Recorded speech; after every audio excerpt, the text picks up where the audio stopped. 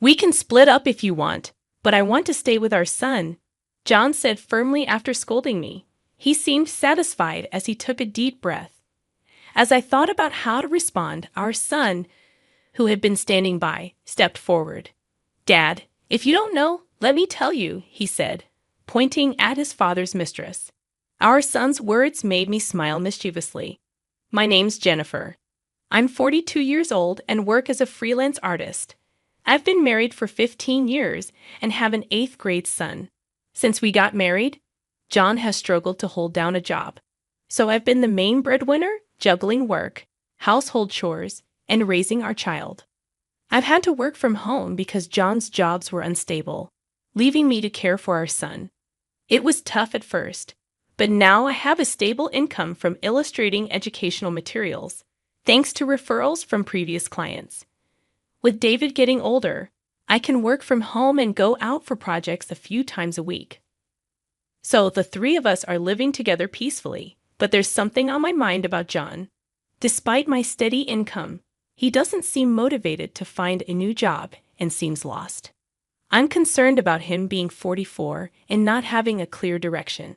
He rarely works full-time, so he should have free time, but he doesn't help much around the house or with our son David. This has been the pattern since we got married, so I've stopped expecting much from him. He doesn't seem interested in David, who's going through tough teenage years, which bothers me. David isn't very talkative, but he sometimes helps with chores without me asking. Maybe he's learned from seeing me manage work and chores since he was young. David has matured a lot, but John hasn't. Lately, John's been coming home late more often, adding to my unease and frustration. It's natural to feel suspicious. Even on days when he's not supposed to work, he claims to have work-related reasons to leave. But I doubt he's secretly job hunting without telling us. There are some things that make me feel suspicious. Recently, John hasn't been spending much time looking after David. He's taken a sudden interest in driving him to and from his basketball club, even though David is just in 8th grade. We have a rule in our household to always drop off and pick up due to safety concerns in today's world. I've always had to fit this around my work schedule, but John started offering to do it lately. While I appreciate the help, something didn't sit right with me. My suspicion grew when I happened to pass by the basketball club one day. I decided to take a different route home after shopping and saw John there, despite him saying he'd be late due to work out of town.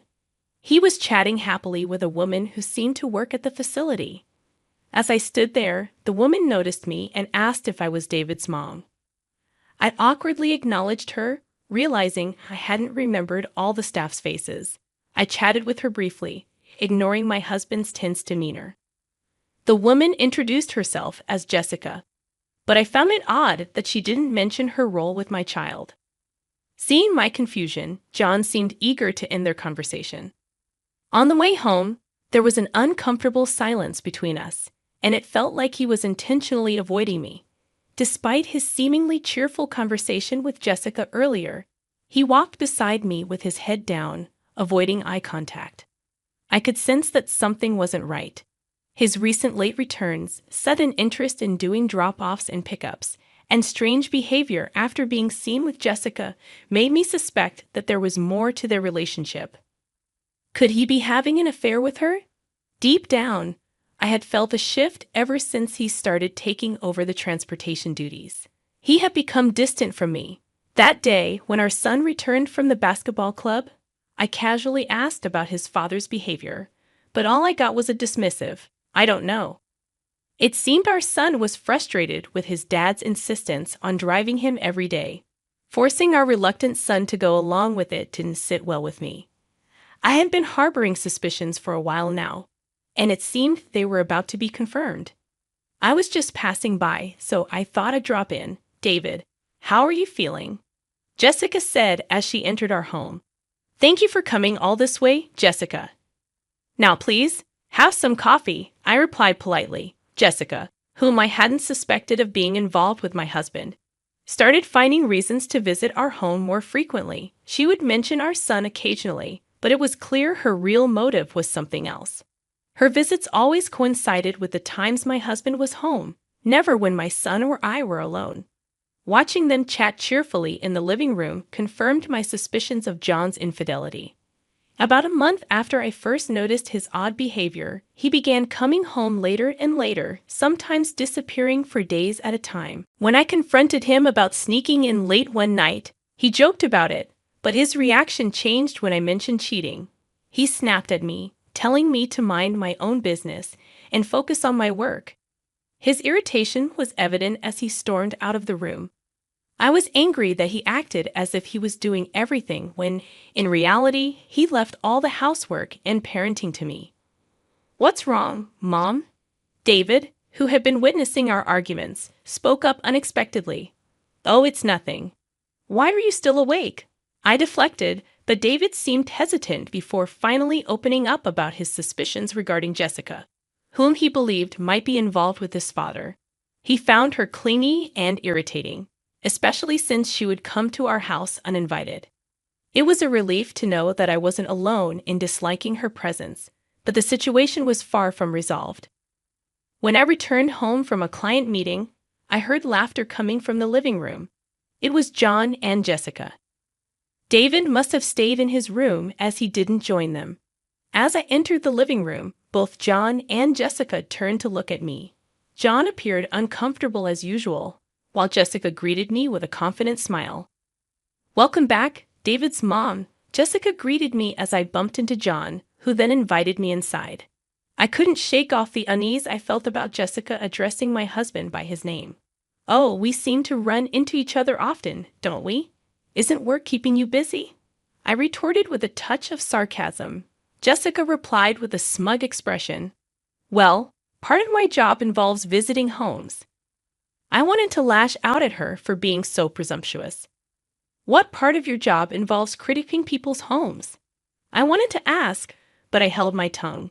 Instead, she commented on the cozy atmosphere of our house, insinuating that it wasn't kept very clean. Her sly grin made it clear she was enjoying pointing out my shortcomings. My husband didn't defend me. Instead, he chuckled along with Jessica, even adding that I should do better with the housework since I'm always home. It frustrated me that I was the only one being mocked. Feeling overwhelmed, I quickly retreated to the bedroom, still holding my belongings, overcome with frustration, sadness, and embarrassment. I worried that Jessica might replace me in my family eventually. If she wasn't involved with my son's basketball team, I might have confronted her. But I hesitated for my son's sake. Despite my concerns, my husband and Jessica continued their rendezvous, openly displaying their relationship while I remained silent. People told me they often met under the guise of discussing our son's education. Determined to uncover the truth, I searched for evidence during my husband's absences and discovered plenty of proof of his infidelity. Despite his claims that we couldn't afford gifts for birthdays or anniversaries, I found receipts for motel stays, lavish dinners, and expensive jewelry in his coat pocket. I even found receipts for places he said were too expensive for us to visit. It pained me to think he spent money on his mistress, but not on his wife.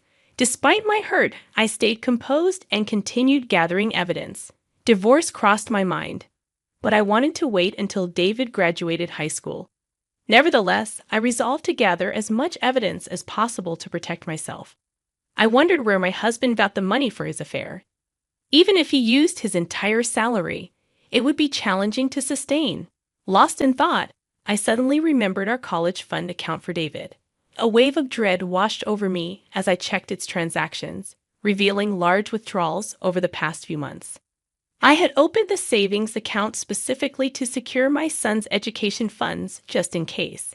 It had been a while since I last checked it, and I was shocked to discover that the balance had significantly decreased. Despite meticulously managing our credit card usage and monthly bills, I had neglected to monitor the savings account regularly. The realization hit me hard, and I struggled to steady my trembling hands. The money he spent on his affair came from the savings I had diligently set aside for our son. At that moment, I no longer cared who he was having an affair with. What I couldn't forgive was that he had used the money meant for our child's future for his own selfish desires.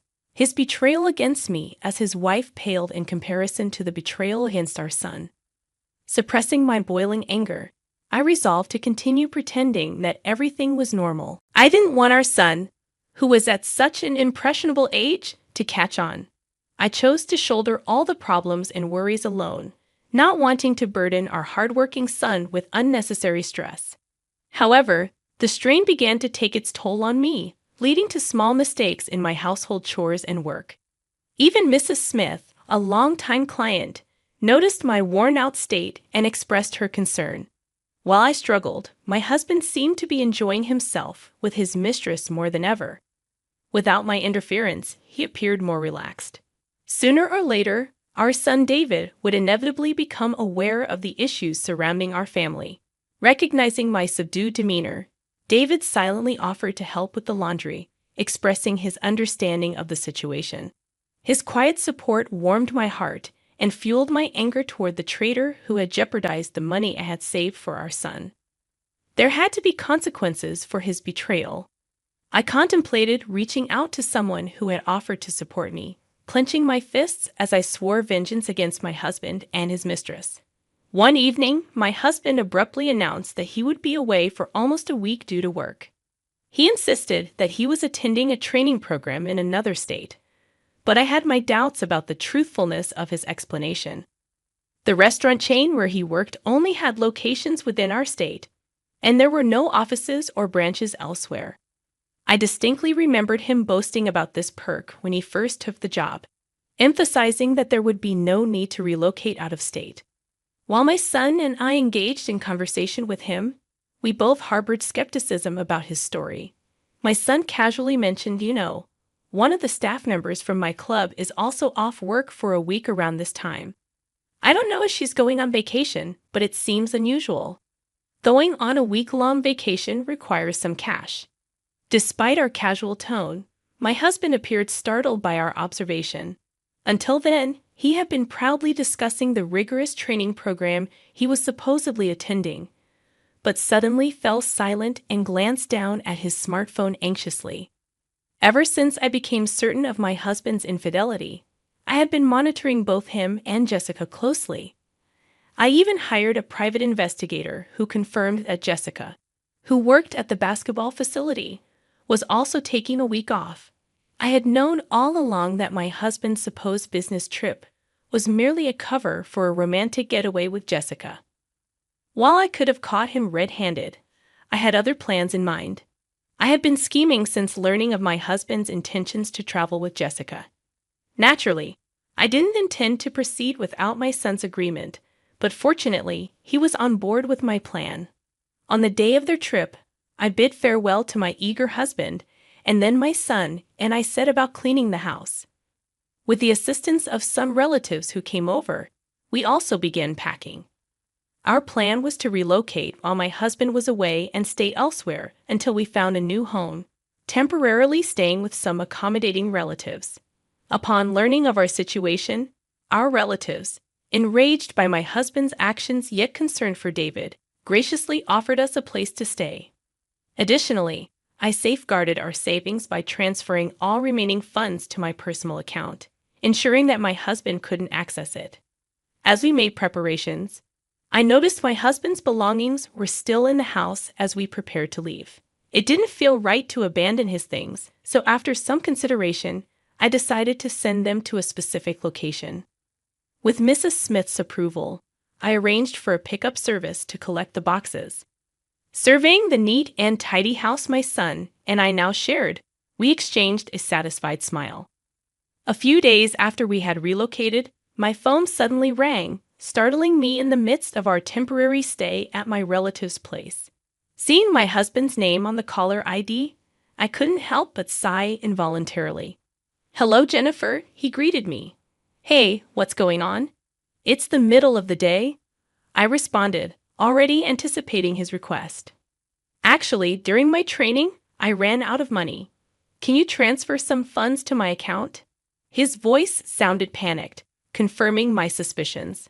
No wonder our savings account was drained. He couldn't access any funds. His desperation was palpable, more so than usual. Was it because he didn't want to appear inadequate in front of Jessica? Feeling exasperated, I declined his plea, almost amused by his predicament. Why do you use the account you always dip into? There should still be plenty left, I suggested with a smirk. After a brief silence, he erupted into angry shouts. Are you okay with me being broke? He yelled, but I refused to entertain his outburst. Your training will be over soon. You'll manage without money, I countered, goading him further. Suddenly, a frantic female voice could be heard in the background. It was the moment I had been waiting for. Surprised by Jessica's voice in the background, my husband abruptly ended the call. With everything falling into place, the next day my son and I headed to a specific location. A grand mansion with immaculate gardens, clearly the residence of affluent individuals. As if on cue, we found my husband and his mistress in a room. My husband looked terrified as he sat on the floor, offering apologies to someone. That someone, with a stern expression, was Mrs. Smith, a longtime client of mine and the principal of the middle school attended by my son David. Over the years, we had developed a close bond, sharing personal troubles and trusting each other implicitly. My husband's actions have caused trouble, and I must apologize. I began taking responsibility for my husband's misconduct.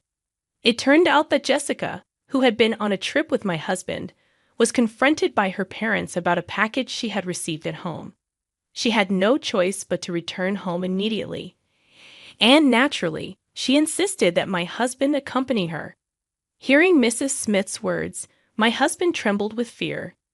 Mrs. Smith had been deeply concerned about my declining health since learning of John's affair. When I finally confided in her about the affair, and she discovered that her daughter was the mistress, she was devastated. However, Mrs. Smith was determined to make amends for her daughter's actions and had been cooperating with me ever since. She offered a heartfelt apology, gesturing toward the piles of boxes, and sternly reprimanded her daughter. You should be ashamed of yourself for coveting what isn't yours, she scolded. Jessica's attempts to defend herself fell flat, claiming it was all a misunderstanding and questioning the sanity of the sender of numerous packages to their house. Turning to my husband, Jessica pleaded for support, but he remained silent under my disapproving gaze. With a panicked expression, Jessica confessed that she had no idea her mother worked with me and never intended for her strict mother to discover her affair with a married man. Mrs. Smith is a teacher, and she has very strict rules about what's right and wrong. She's not likely to forgive her daughter for what she did, but I didn't feel sorry for Jessica at all. I want you to say sorry, Mrs. Smith said firmly. My daughter has to make up for what she did. Even if it takes her whole life, she has to do the right thing. Why is this happening to me? Jessica cried, but I didn't pay attention to her. Instead, I looked at my husband, who was standing silently beside her. Don't you have something to say? I asked him, feeling angry. Then, unexpectedly, David, who was standing behind me, spoke up. Jessica isn't just a regular worker. She's only an intern at the club, David said firmly. And don't you dare try to be friendly with me again. Your flirting with other men is gross. It turned out that Jessica wasn't even officially hired at the club. My husband always thought Jessica was very skilled and passionate about working with students, which I found funny. It turned out they both had secrets. Seeing Jessica's shocked face, I decided to give her some advice before I left. Did you know that I pay for everything? The rent, our living expenses, and even David's school fees. I told her. John has been doing odd jobs for years, but you wouldn't know that. Hey, hold on a minute. John tried to interrupt, but it was too late. Jessica was so surprised by what I said that she collapsed on the spot. It turned out John had been pretending to have plenty of money, hiding the fact that I was the one supporting our family.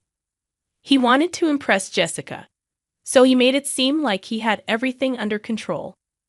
He made me look lazy and useless in front of her. Mrs. Smith was devastated when she found out the truth about John and Jessica. When David and I happily returned home, we saw John looking defeated, with Jessica and all their things. Mrs. Smith had kicked him out. Months passed since we moved. Following Mrs. Smith's advice, I hired a good lawyer to handle my divorce. Everything went smoothly, and I felt relieved. I even found out that the savings I had put aside for David's education could be used as child support. As for Jessica, rumors spread quickly at the basketball club about her affair with a parent. She lost her job and tried to get help from her parents, but Mrs. Smith wasn't willing to help.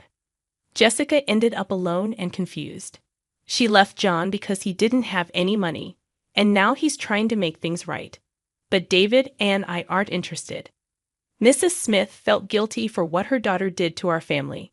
I reassured her and thanked her for helping me find a new job. Life has been good with just David and me, and I'm proud to be David's mom. David's simple words brought tears to my eyes.